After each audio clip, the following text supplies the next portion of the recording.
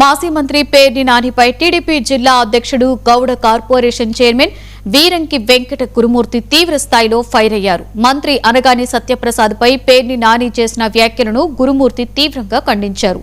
కృష్ణా జిల్లా మచిలీపట్నంలోని టీడీపీ జిల్లా కార్యాలయంలో మీడియాతో మాట్లాడిన ఆయన పేర్ని నాని వ్యాఖ్యలు నిరాధారమైనవని మండిపడ్డారు. టీడీపీలో అనగాని సత్యప్రసాద్ నిబద్ధత కలిగిన నాయకుడని అన్నారు. అటువంటి నాయకుడిపై వ్యక్తిగత విమర్శలు చేయడం సిగ్గుచేటన్నారు.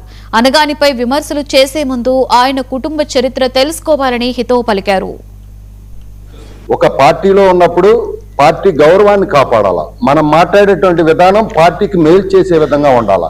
అంతేగాని నేను ఒక్కటే తెలియజేస్తా ఉన్నా, నేను తెలుగుదేశం పార్టీ అధ్యక్షుడిగా ఎవరిని ఒక్క మాట కూడా నేను అన్నాను. అదే సందర్భంలో మా నాయకుడిని కానీ మా వాళ్ళ కానీ ఏమన్నంటే మీరు ఒకటంటే నేను రెండంట, అది మాత్రం ఖచ్చితంగా జరిగిద్ది.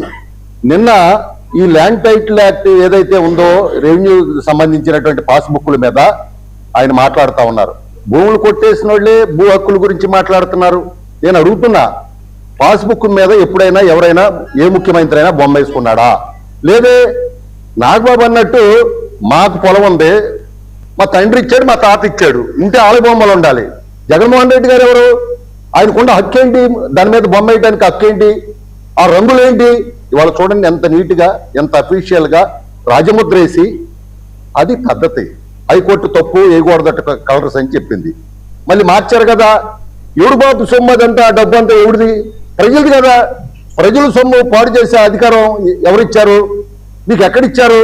ఇవాళ మీరే ఎంఆర్ఓ కార్యాలయాలు తాకట్టు పెట్టారు, కలెక్టర్ ఆఫీసులు తాకట్టు పెట్టారు, ఎండి ఆఫీసులు తాకట్టు పెట్టారు.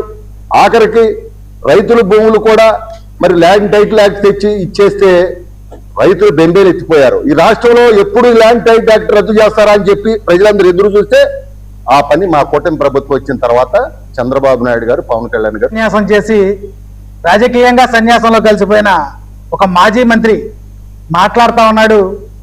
ఏదైతే భూమి హక్కు గురించి, ఏదైతే చంద్రబాబు నాయుడు గారు ఇచ్చే పట్టాదారు పాస్బుక్ల గురించి, టైటిల్ డీడ్ గురించి, రాజకీయంగా తెలుగుదేశం పార్టీని ఎదుర్కోలేక పారిపోయిన వ్యక్తి ఈరోజు అతను మాట్లాడుతూ ఉన్నాడు.